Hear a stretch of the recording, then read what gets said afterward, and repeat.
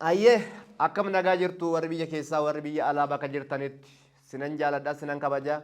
Ani barreessaa fi weellisaa Ijoon Seenaa Toleeraa Morodaa yeroo darbee kitaaba koo biyya biyyoon dhiigaa jedhu uummata koo biraan ga'een jira.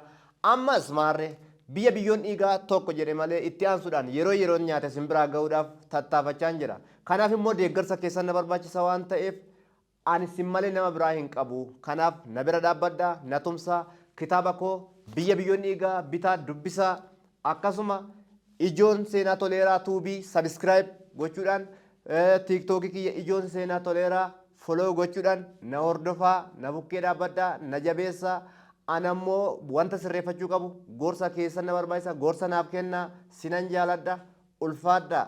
Amma jirtuut babbashaadhi du'an biyyoon nama nyaataa keenya dubbiin kana fakkaata garaa komaaf akkanaata.